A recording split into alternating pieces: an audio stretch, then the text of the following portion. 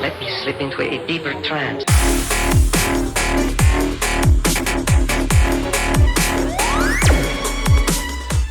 What's up, everybody? Welcome to the channel, and there are two major things outside of gameplay that I want to update you on. If you are starting your journey like me, whether it's because you're sick of UFL and want an alternative option outside of FC, or maybe for whatever reason you're just giving eFootball a go now.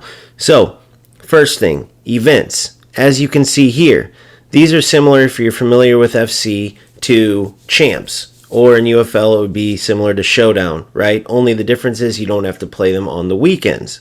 It's as simple as clicking into an event, and then you just aim to get wins, and you get rewarded for those wins. There's obviously a max reward for the max amount of wins, but you do get rewarded along the way as well. So do not miss out on those. It is not just the eFootball League, which is similar to divisions, which honestly, I kind of thought that up to this point. I saw events, but that word just didn't stick out to me. I didn't make the comparison, and these games are absolutely competitive. You see one going on here.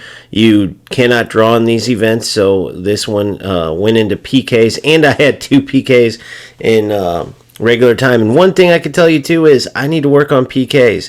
Let me know if you guys are struggling with eFootball PKs, too. I don't know if there's a tell or something, but I find it crazy how much I miss penalty kicks in this game. It's almost insanity. But I've been doing good on my starter, the penalty kick you take when you start the game up, whatever that's called. So I don't know. Maybe it's just unlucky in game. Now, the second thing I want to talk to you about is game planning. If you notice, before every game there's a 2-minute wait, and I was wondering what that was, and then sure enough, thanks to John Weaver in stream, lets me know that the 2 minutes, I had a feeling they wouldn't just have a 2-minute wait, and every time my opponent's doing something, they don't just come into the game like in UFL and FC. Sure enough, I'm in stream. John Weaver, shout out to him. He lets me know during that time you're supposed to be game planning.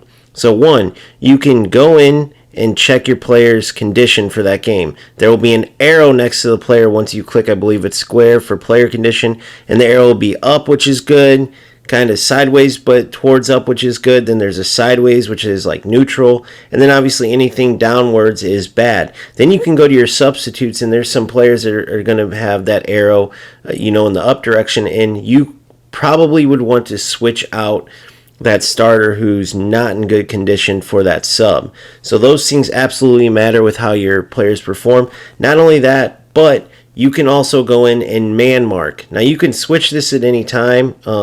Maybe it's just halftime, you go in and you decide, hey, I want to man mark Holland the second half. You can go into the player instructions, and where you would use your, whether it's setting a player like your center defensive midfielder to anchoring, or setting your striker to counter target, or whatever it is, you would go in there, and now there would be an option to man mark and tightly mark as well. On tightly mark, you just choose a player that you want tightly marked. On man mark, you would actually go in, choose the defender that you want to man mark the opposing player, then choose the opposing player you want man marked. Make sure you go in and explore these game planning options. It's something that I was missing out on, especially the player conditions, considering the fact that these things can make a difference, right? You could have, a player out there that you forget to go in and change, and he's just performing way under, and you could have switched him out for a substitute that would have done excellent. Don't miss out on these two things. First off, the events. They're an easy way to get rewards, right? Yes, it's going to be challenging, but that's kind of your equivalent to your Champs or Showdown or whatnot. So you don't just have to play the eFootball League. And secondly, don't forget to go in and explore like the game planning option in eFootball. That's why there's such a long break when you pause before the game, and that's why if you're not used to it like I wasn't, your opponent is taking such a long time during these breaks.